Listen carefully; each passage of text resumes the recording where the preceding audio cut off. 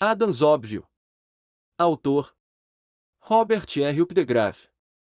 Apresentação: este pequeno livro foi publicado pela primeira vez, na forma de conto, no Saturday Evening Post, em abril de 1916. Apesar de ser a história de um publicitário, foi logo considerado como ideia embrionária para se obter sucesso incomum no mundo dos negócios e das profissões, e continua atual até hoje, quando o mercado consumidor passa por uma transformação, tanto em produtos quanto em serviços, que a objetividade se tornou palavra-chave para quem busca alçar voos maiores na vida profissional. Muitas vezes, profissionais e empresas, na tentativa de se manterem na dianteira, imaginam que alcançarão o sucesso utilizando fórmulas de vendas e publicidade complexas, multifacetadas, sofisticadas e multimídias, mas a única coisa que elas deveriam mesmo buscar é o óbvio.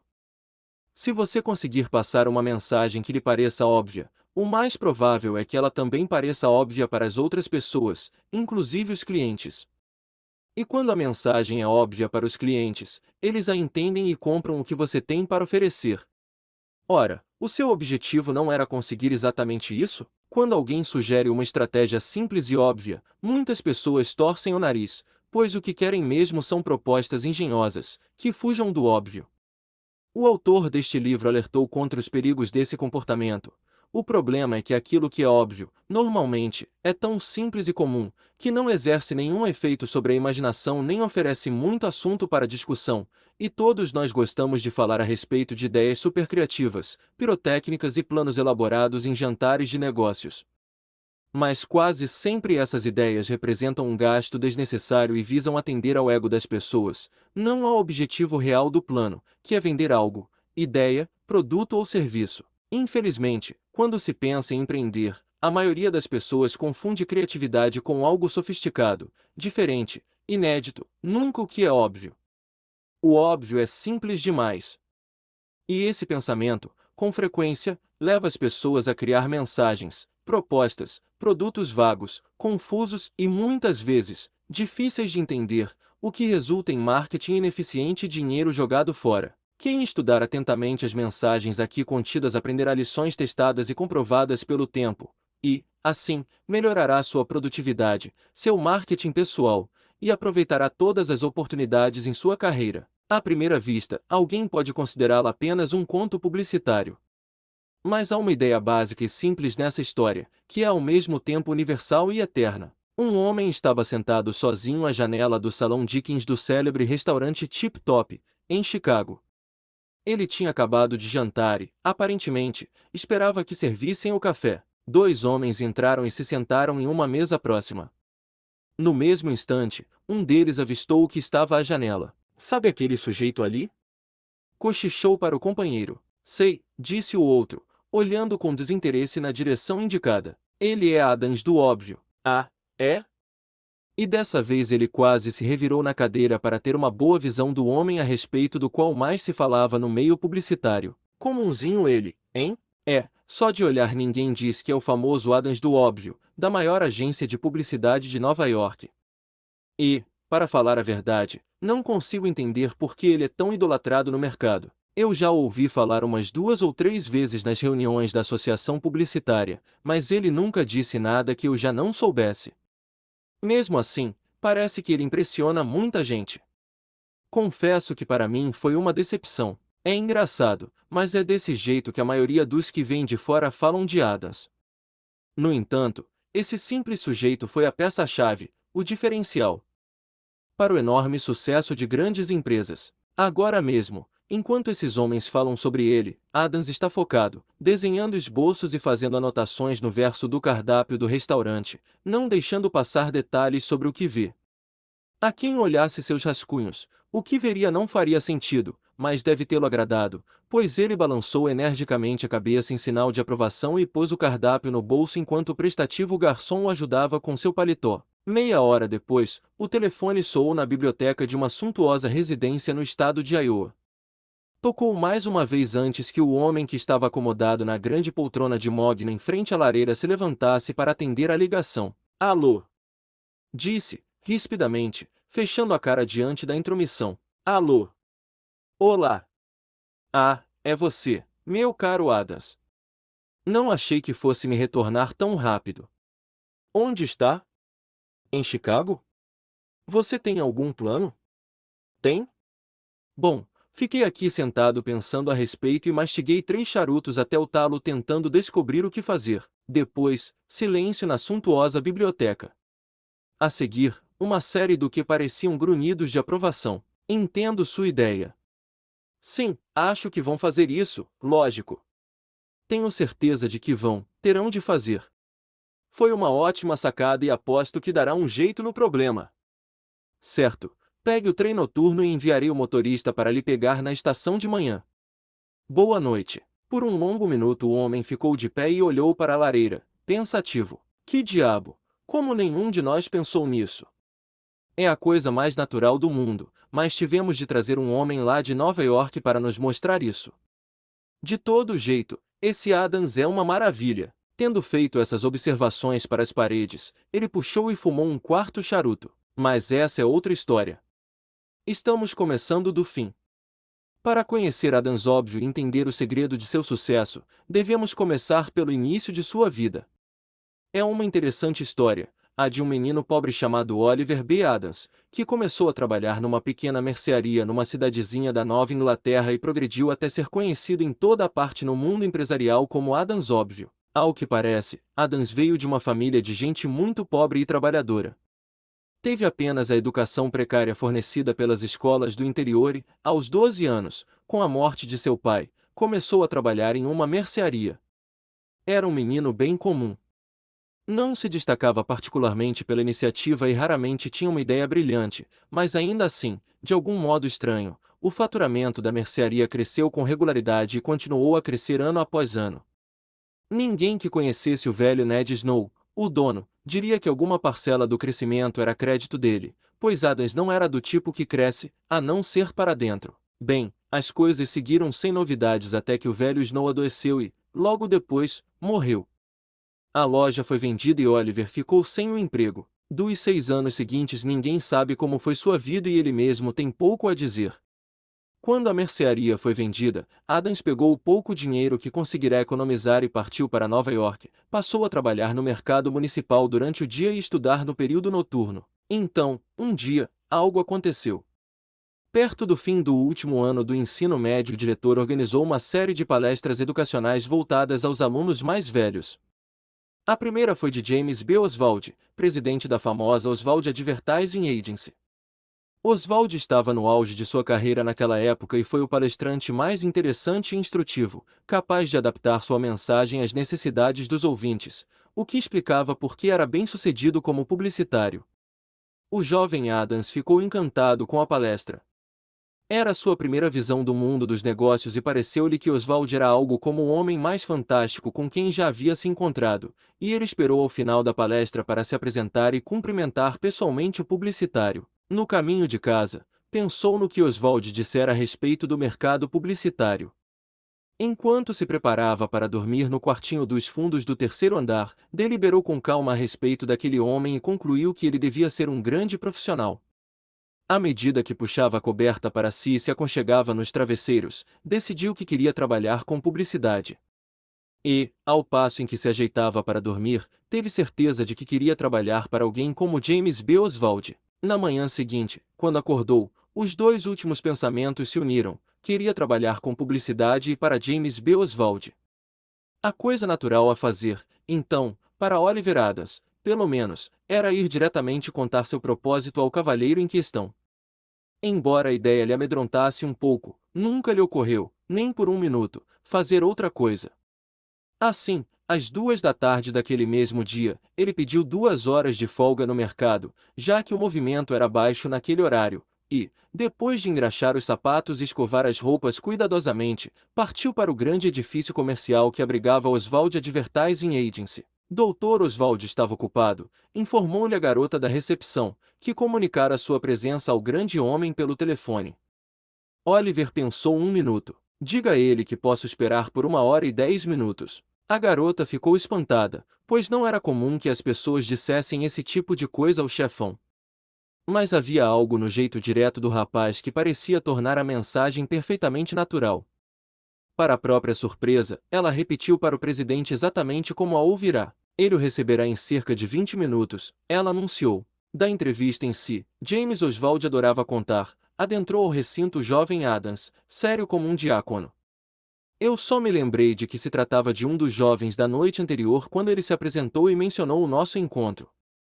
Em seguida, ele disse que refletira a respeito do tema e decidiu que queria entrar para o meio publicitário e que queria trabalhar para mim e, portanto, ali estava. Dei uma boa olhada nele. Pareceu-me um menino bem comum, até meio apático, sem nenhum brilho especial. Então lhe fiz algumas perguntas para testar sua capacidade de raciocínio. Ele respondeu a tudo prontamente, mas as respostas não foram particularmente brilhantes. Eu até gostei bastante dele, mas tive a impressão de que lhe faltava vigor, aquela proatividade que é preciso na publicidade. Então, por fim, disse a ele, com o máximo de delicadeza possível, que achava que ele não tinha o perfil para trabalhar com publicidade, que era uma pena, mas não podia lhe dar um emprego e dei mais um monte de conselhos paternais. Tomei muito cuidado para ser firme, mas gentil. Ele reagiu a tudo muito bem. Mas em vez de me implorar por uma oportunidade, ele agradeceu pela entrevista e disse, enquanto se levantava: Bem, Dr. Oswald, decidi que quero entrar para o mercado publicitário e que quero trabalhar para o senhor, e pensei que a coisa óbvia a fazer era vir aqui e lhe dizer isso. Parece que o senhor acha que eu não me daria bem, então terei que dar um jeito de lhe provar o contrário. Ainda não sei como, mas vou procurá-lo de novo assim que descobrir. Obrigado pelo seu tempo. Até mais. E ele se foi antes que eu pudesse dizer qualquer coisa. Bem, eu fiquei constrangido. Todo o meu discurso fora inútil. Ele não tinha nem cogitado a possibilidade de o meu veredito estar certo. Fiquei sentado pensando a respeito por 5 minutos, irritadíssimo de ser contestado assim por um menino, de modo tão educado, mas firme. Aquilo me deixou com um grande mal-estar o resto da tarde. Naquela noite, a caminho de casa, refleti outra vez sobre o assunto. Uma frase ficou na minha cabeça: quero entrar para o mercado publicitário e quero trabalhar para o senhor, e pensei que a coisa óbvia a fazer era vir aqui e lhe dizer isso. Aí, atinei. Quantas pessoas são capazes de perceber e fazer o óbvio? E quantas têm persistência suficiente para levar adiante suas ideias a respeito do que é óbvio? Quanto mais eu pensava nisso, mais me convencia de que havia lugar na empresa para um rapaz capaz de ver a coisa óbvia a se fazer, lidar com ela diretamente, sem alarde nem confusão, e fazê-la. E, meu Deus, então no dia seguinte mandei chamar aquele garoto e lhe dei um trabalho no arquivo de periódicos. Isso foi há 20 anos. Hoje, Oliver B. Adams é vice-presidente e chefe ativo da grande Oswald Advertising Agency. O velho Oswald passa no escritório 1 ou 2 vezes por semana e bate um papo com Adams, e é claro que sempre participa das reuniões do conselho de diretores, mas é Adams quem dirige a empresa. Como Adams cresceu rapidamente na empresa. Tudo aconteceu de forma bem natural e por meio daquele óbvio ululante, como o vovô Oswald dizia, fazendo graça. Antes de completar 1 mês de trabalho, Adams procurou o chefe do setor de arquivos e sugeriu-lhe uma mudança na metodologia do departamento. O homem ouviu suas ideias e perguntou qual era a vantagem da mudança. Adams respondeu que ela proporcionaria uma economia de 1/4 do tempo e dos custos do trabalho e tornaria quase impossível a ocorrência de erros. A mudança era simples e ele foi autorizado a implementá-la. Depois de 3 meses de operação do novo plano, ele procurou o chefe novamente e lhe disse que o serviço estava funcionando tão bem que outra pessoa poderia assumir aquela função por 1/3 de seu salário, com a pergunta: será que não haveria algo mais desafiador para mim? Adams contou haver notado que os redatores estavam sobrecarregados e perguntou se com aquele elevado volume de trabalho, e com as perspectivas de aumento no futuro, não seria ideal começar um treinamento com outra pessoa. O chefe sorriu e lhe disse para voltar ao trabalho. Esqueça, você não é nenhum John Vanamaker. Ele voltou ao trabalho, mas também começou a trabalhar em textos nas horas vagas. A sobrecarga dos redatores ocorria devido a uma grande campanha da Associação de Pêssego em Calda da Califórnia. Tão logo soube do que se tratava, Adams disparou a pesquisar tudo o que se relacionava a pêssegos. Em pêssegos pensou, com pêssegos sonhou, sobre pêssegos estudou e comeu pêssegos, frescos, em calda, em conserva. Conseguiu publicações das associações de produtores, bem como de instituições governamentais que tratavam do cultivo e produção. Passou várias tardes estudando o processamento da fruta. Um dia, ele estava sentando à sua mesinha no departamento, dando os últimos retoques em um anúncio que havia escrito e formatado, quando o redator-chefe entrou e lhe pediu um número anterior de um jornal que estava nos arquivos. Adams foi pegá-lo, deixando o anúncio em cima da mesa. Enquanto o redator-chefe esperava, seus olhos recaíram sobre ele. 6 minutos do pomar à lata era o título. Em seguida, havia diagramas e fotos ilustrando as 6 operações necessárias para enlatar pêssegos, cada uma das quais com um pequeno título e uma breve descrição do processo. Pêssegos californianos maduros. Colhidos maduros da árvore, selecionados por moças de uniformes bem limpos, descascados e enlatados por máquinas higiênicas, cozidos a vapor, embalados a vácuo, enviados à mercearia para você a 30 centavos por lata. O redator-chefe leu o anúncio até o fim, depois, o leu até o fim mais uma vez. Quando Adams voltou à sua mesa, o redator-chefe, de nome Oman, não estava mais lá. Nem o anúncio. Na sala da frente, Oman falava com o presidente e ambos observavam o anúncio aberto sobre a mesa. Vou lhe dizer uma coisa, Dr. Oswald, acho que esse menino tem o perfil de redator. Ele não é engraçado, mas nós já temos excesso de gente engraçada por aqui e ele vê os pontos essenciais das coisas e os expressa com clareza.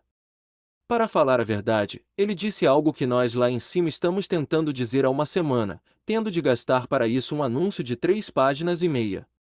Eu acharia ótimo se o senhor permitisse que ele fosse meu estagiário por algum tempo. Quero ver o que é que ele tem. Por Deus, é claro. Concordou Oswald, mandando chamar o chefe de Adams. Dá para vocês se virarem sem Adams, Wilcox? Perguntou. Wilcox sorriu. Ué, sim, acho que dá. Adams me disse outro dia que alguém poderia substituí-lo por 2/3 de seu salário. Certo, mande-o lá para cima com Oman. E para cima foi Adams, ao departamento de redação. O anúncio do pêssego em lata precisava de um polimento e foi dado para um dos feras da redação, pois havia pressa, e a Adams ofereceram outra campanha para trabalhar. O duro início de aprendizado. Seus primeiros trabalhos saíram bem toscos, tanto que depois de vários textos o redator-chefe começava a pensar que talvez tivesse se enganado a respeito de Adams. Na verdade, passaram várias semanas sem que nada de genial acontecesse. Então, um dia Oswald Agency ganhou a conta de uma nova empresa que fabricava bolos para mercearias. A firma tinha uma capacidade de distribuição pequena, num raio de 80 quilômetros de Nova York, mas fora picada pela abelha da propaganda, queria crescer rápido. Antes que aparecesse qualquer caminho para se trabalhar algum texto, os redatores sêniores ficaram sabendo da existência da conta, e Adams também ouviu os comentários. Nesse dia, passou o horário de almoço procurando uma mercearia que vendesse aquele bolo. Comprou um e aquilo fora o seu almoço. O bolo era bom. À noite, ao chegar em casa, ele trabalhou no tema do bolo. A luz ficou acesa noite adentro no quartinho dos fundos do 3º andar. Adams decidirá que se tivesse oportunidade de escrever qualquer coisa para a campanha do bolo, teria de ser algo muito bom. Na manhã seguinte, a campanha do bolo chegou à redação. Para a grande decepção de Adams, foi dada a um dos funcionários mais velhos. Ele pensou no assunto por toda a manhã e por volta do meio-dia chegou à conclusão de que era uma besta de achar que havia chance de dar em um texto daquele a um iniciante como ele. Mesmo assim, decidiu continuar trabalhando na campanha do bolo nas horas vagas como se fosse sua. 3 semanas depois, a campanha produzida pela agência estava pronta. Quando Adams viu as provas do primeiro texto, seu coração disparou. Que texto! Quem via ficava com água na boca.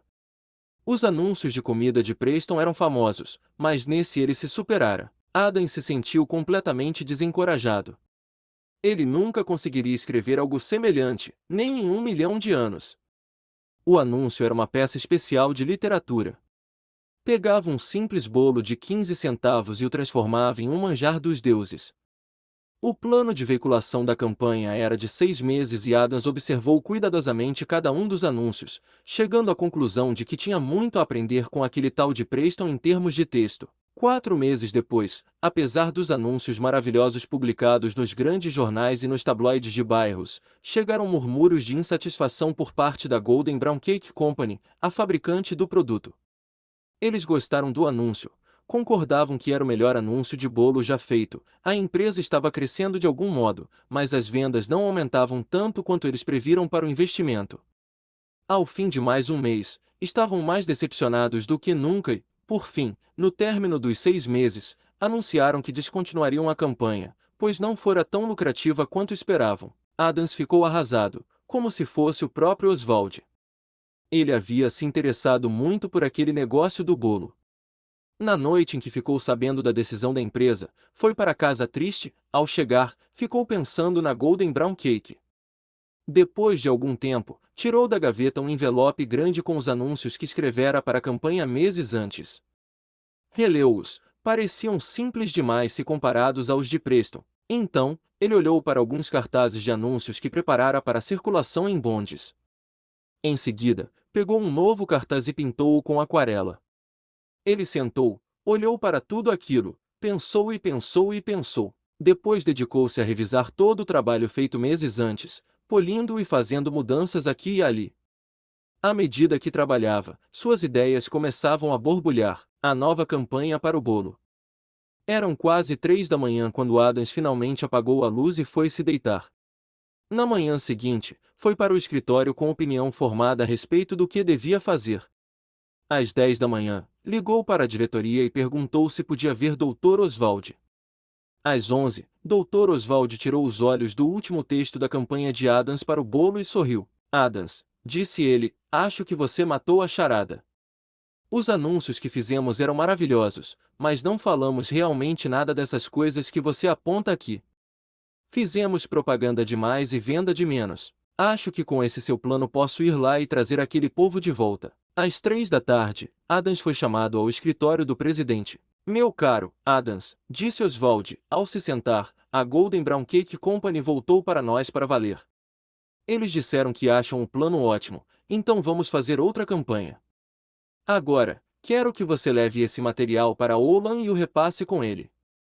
Eu lhe contei tudo e ele ficou tão contente quanto eu por você ter conseguido. Falei para ele repassar o texto com você. Os anúncios são bons, ótimos, mas tem problemas em alguns pontos, como você com certeza percebeu, e Olan pode ajudar você a poli-los. Não deixe isso lhe subir a cabeça, jovem. Uma campanha é feita de muitas batalhas. Adams ficou nas nuvens ao sair da sala do presidente, mas depois que falou com o redator-chefe voltou à terra, pois viu que havia muito a fazer antes de imprimir o texto.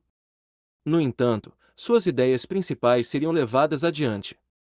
Todo mundo concordou com seu argumento de que as pessoas precisavam provar o bolo e que era uma boa ideia fornecer às mercearias, pelo período de 3 semanas, fatias frescas de amostra, embrulhadas em papel manteiga, para que fossem servidas aos clientes. Concordaram com sua ideia de que mostrar o bolo em cores naturais nos anúncios postos nos bondes iria, como ele disse, dar água na boca das pessoas, que abandonar a velha embalagem verde em favor de uma bege, da cor do bolo, com letras em marrom escuro, passaria uma imagem melhor e apelaria aos olhos e ao paladar.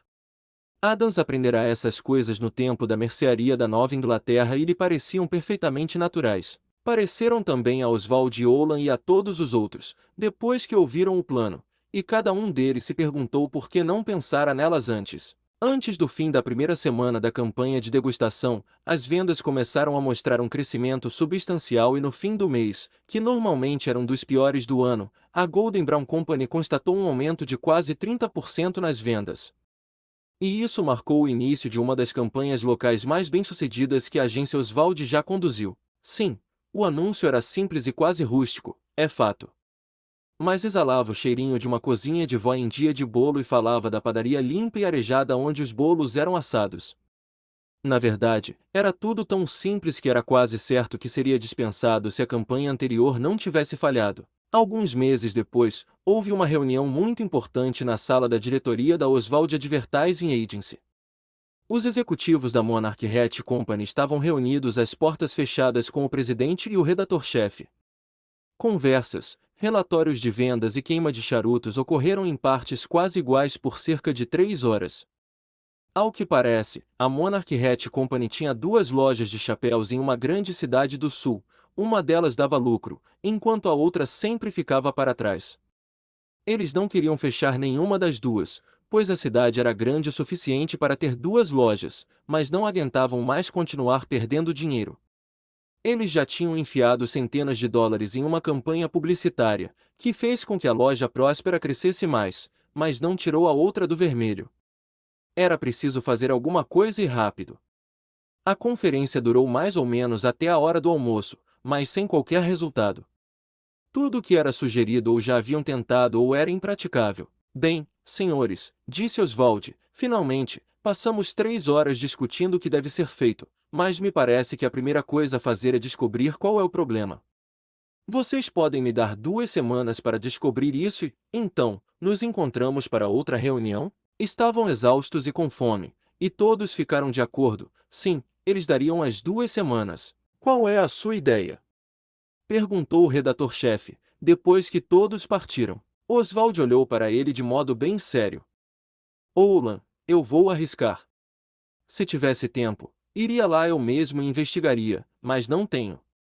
O povo da Monarch não pode ficar sabendo disso nunca, mas vamos mandar um menino lá para ver se ele consegue descobrir qual é o problema. Quer dizer que, sim, vamos mandar o jovem Adams.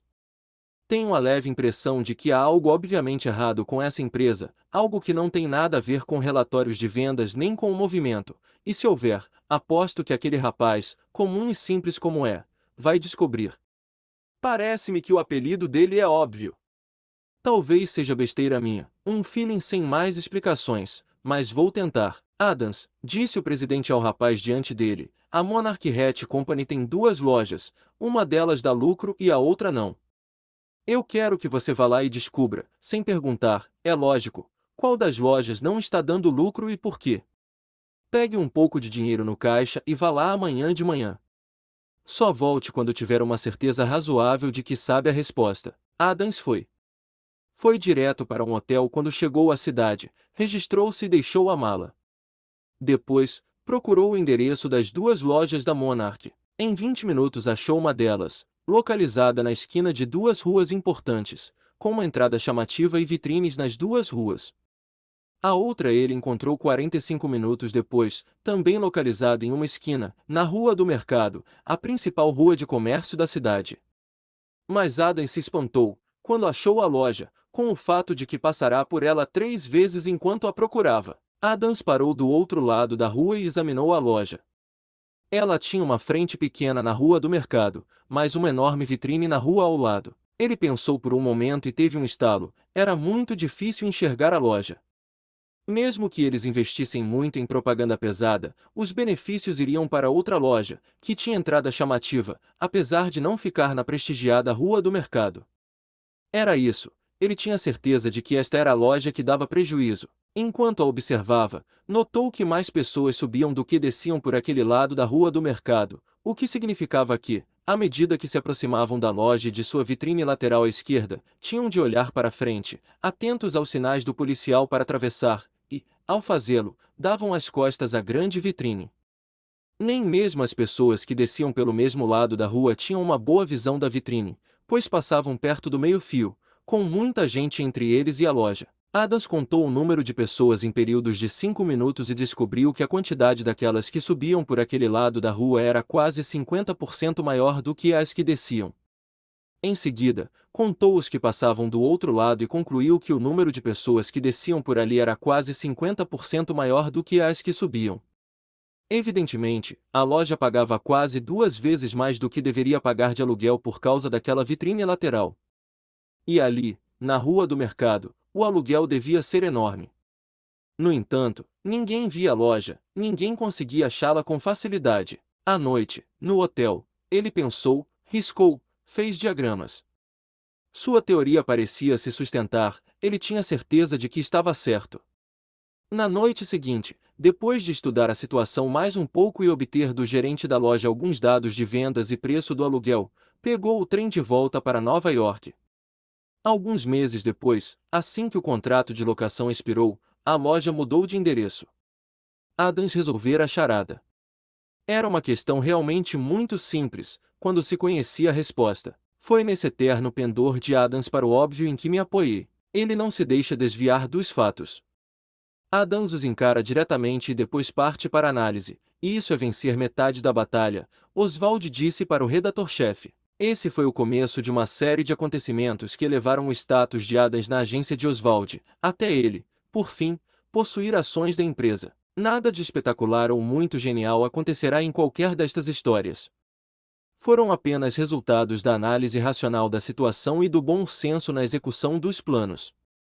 E o que se viu em números com esses trabalhos? Por exemplo, um dia chegou uma carta, de fabricantes de, digamos, papel sulfite, que não era exatamente papel sulfite, mas não posso contar o que era e o sulfite vai servir aos propósitos da história.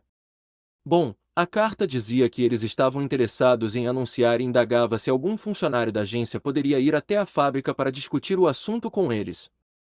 Nesse dia, Oswald estava de partida para a Europa, num navio que saía às 11 da manhã.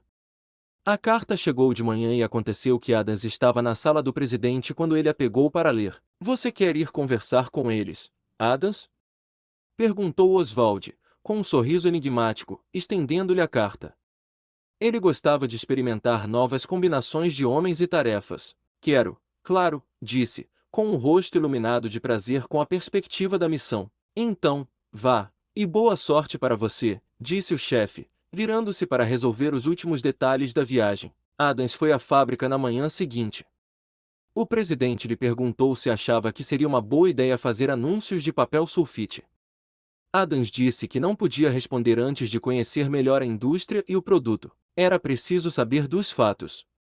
Deram-lhe um guia e, nos 2 dias seguintes, ele praticamente mergulhou em papel. Ele descobriu que o papel sulfite daquela fábrica era feito de fibras brancas selecionadas, que a água usada na sua fabricação era filtrada do melhor modo possível, que a secagem era feita em esteiras limpas. E, o mais espantoso de tudo, o papel era inspecionado folha por folha, à mão.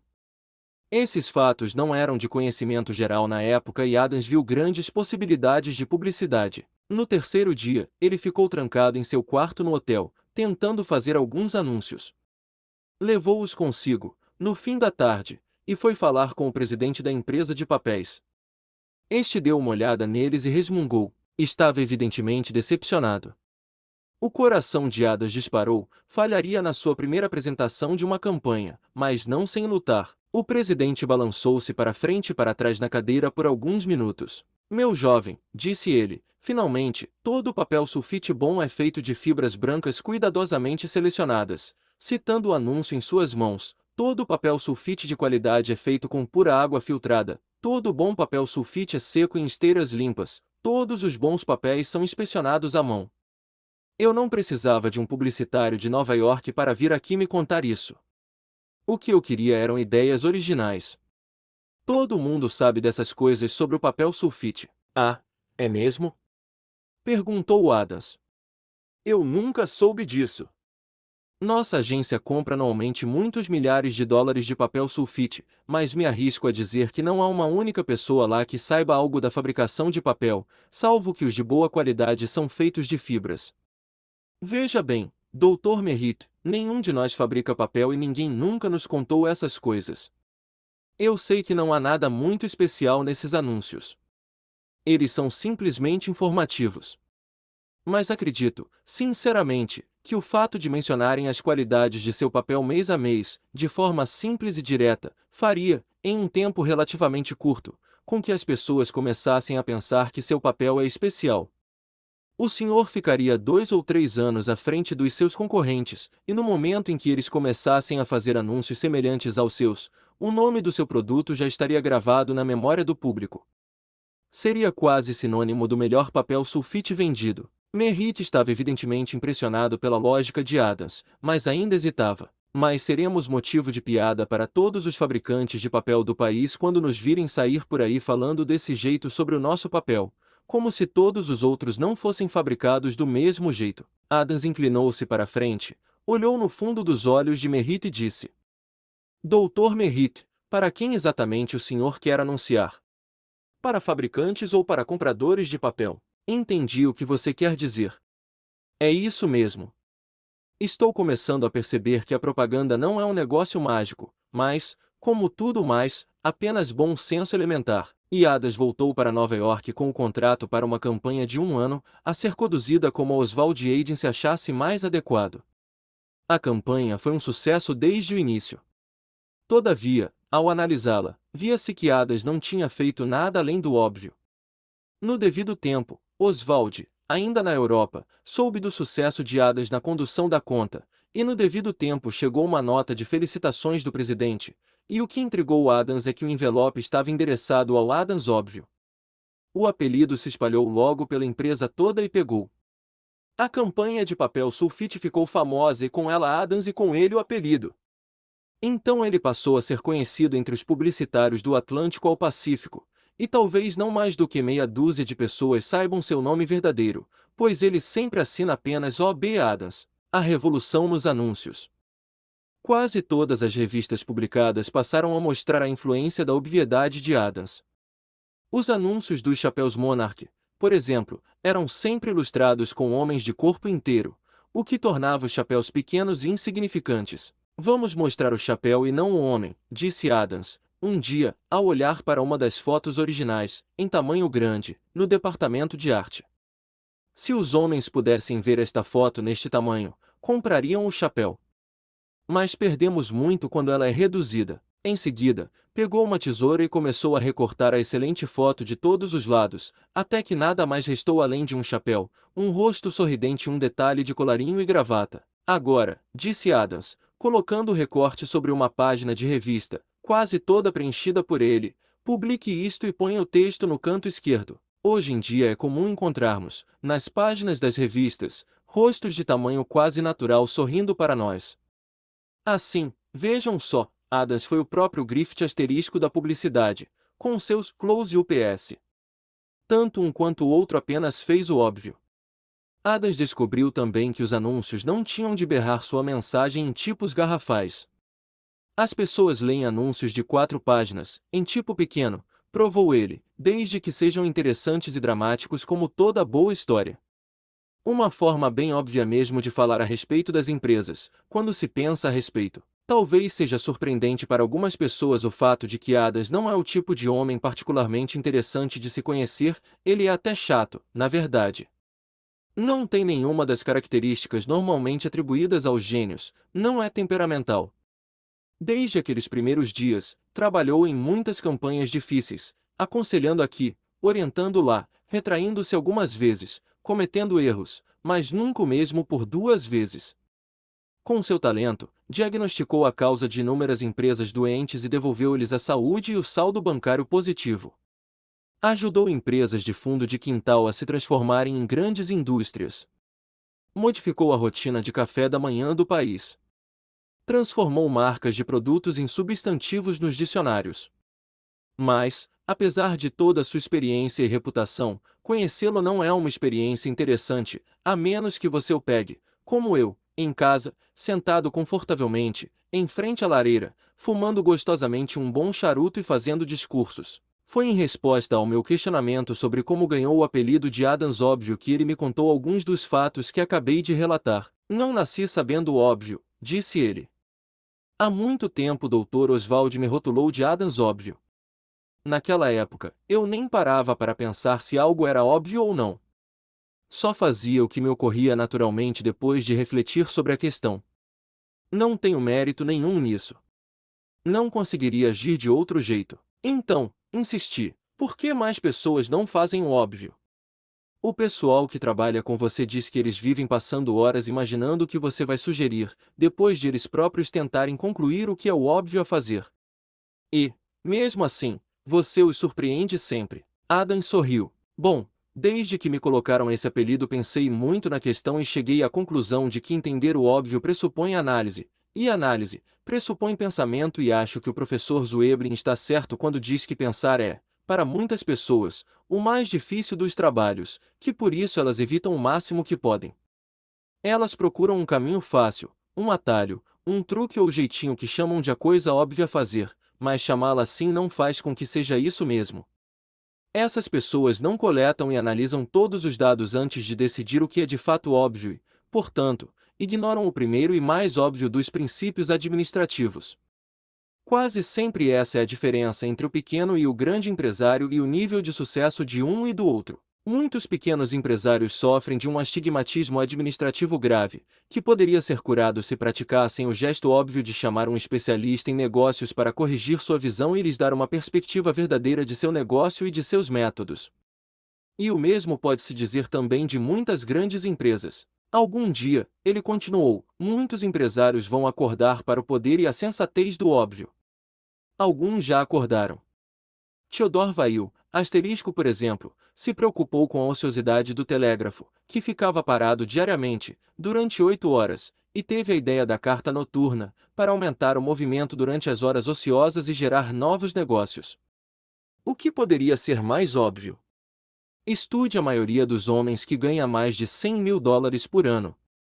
Quase todos eles são praticantes do óbvio. Um dia, acredito que verei o fim da falta de publicidade da ópera, eles vão parar de promover as estrelas e começar a promover os espetáculos.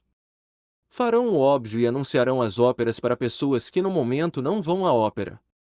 Com isso, as plateias ficarão cheias e a ópera dará lucro, como deve ser. Seus organizadores vão entender que a ópera é um problema de mercado legítimo, como os hotéis, os livros e os navios e que responderá a métodos mercadológicos e publicitários legítimos. E espero ainda ver as prefeituras acordarem para o fato de que estão negligenciando o óbvio quando permitem que nossas grandes bibliotecas, nas quais gastamos centenas de milhares de dólares por ano, passem ano após ano cumprindo apenas metade de sua função, quando parcos 2 ou 3% disso, gastos em um bom anúncio de jornal para vender a ideia de frequentar a biblioteca. O hábito de frequentar a biblioteca, se você quiser, com certeza dobraria a utilidade das bibliotecas para suas comunidades. Que coisa maravilhosa de anunciar a biblioteca! Ou um grande museu de arte. Também acho que vai chegar o dia em que as empresas ferroviárias deixarão de guardar segredos sobre os preços das passagens e ganharão milhões das pessoas que não viajam hoje, mas viajariam se soubessem como é barato viajar a distâncias relativamente curtas. Eles vão colocar os preços nas tabelas de horários, não os de todas as viagens, claro, mas das principais. O que eles fazem, em vez disso, é colocar o dedo em frente aos lábios e sussurrar, SSH. Cobramos um preço a mais por esse trem, mas não vamos dizer quanto e você nunca vai adivinhar. SSH. Ora, conheço um homem que viveu em Nova York por 4 anos e durante todo esse tempo queria ir a Filadélfia conhecer a cidade, mas não foi, porque pensava que custava muito mais do que custava de verdade. Ele não teve a ideia de perguntar, mas não deveria ser necessário perguntar. Algum dia as companhias de transporte vão fazer o óbvio e criar anúncios voltados a esse tipo de homem. E há centenas de milhares como ele. Neste ponto, Adams olhou para o relógio e pediu licença enquanto mandava buscar seu carro. Ele pegaria o trem noturno para Chicago, para onde iria a fim de lidar com uma situação difícil na empresa de um cliente importante, uma grande empresa de cereais matinais. Eles mandaram buscar o grande Adams, que faria o diagnóstico da doença e conseguiria prescrever o remédio. À medida que andávamos pela cidade na luxuosa limusine, ele mergulhava profundamente em seus pensamentos. E eu nos meus. Qual é o segredo do sucesso deste homem? Eu me perguntava. E então me lembrei da redação de um menininho sobre as montanhas da Holanda. As montanhas da Holanda. Não há montanhas na Holanda. Essa é a resposta. Concluí. Não tem segredo. É óbvio. Bônus da editora. Exercício prático criado pela editora com base nos exemplos destacados no livro e nos comentários do publicitário Jack Trout acerca da obra. Aplique esse exercício a cada ideia ou solução que lhe vier à mente. À primeira vista, quando você olhar para a solução proposta, vai enxergar tudo com clareza. Não parecerá uma solução mágica, no entanto, homens e mulheres, ao vê-la, entenderão perfeitamente, acreditarão que vai dar certo mesmo antes de testar. Ela se comunica com as pessoas? Você precisa ter certeza de que, mesmo antes de implantada, a ideia dará certo, pois ela se comunica com a realidade das pessoas, de variada escolaridade, de várias faixas etárias e sociais. E será simples de explicar, sem embaraços, sofisticação ou constrangimentos. Curto, objetivo, simples. Imagine explicar a ideia para uma criança. Escreva a ideia e pense se, ao mostrar para uma criança, ela entenderia. Se você concluir que não, mesmo que esteja no caminho certo, significa que a ideia não é tão óbvia ou a proposta não está suficientemente amadurecida. Efeito Eureka é quando você mostra uma ideia e os olhos de todos ao seu redor brilham. Pode estar diante de uma plateia barulhenta, mas todos silenciam e passam a prestar atenção. Não há nada de fenomenal no que você disse, no entanto, você encontrou algo, uma solução ou ideia que faz sentido imediato para todo mundo. E parece tão simples, e ninguém entende por que demorou tanto para surgir algo assim. O timing é correto? Muitas ideias podem ser excelentes, mas talvez cheguem antes ou depois de seu tempo. As variáveis não são controladas facilmente. Há inúmeros casos de ideias ótimas que foram lançadas e naufragaram. Depois, são relançadas por outras pessoas e alcançam enorme sucesso. O timing é tudo. Não se antecipe nem se atrase demais. Como saber o momento correto? Estará antecipado quando as pessoas gostarem da proposta, mas pensarem em alguns constrangimentos que podem ocorrer para alcançar o público. Atrasado, se não parecer novo, original. É óbvio, e assim chegamos ao fim desse audiolivro. Vejo vocês no próximo audiolivro.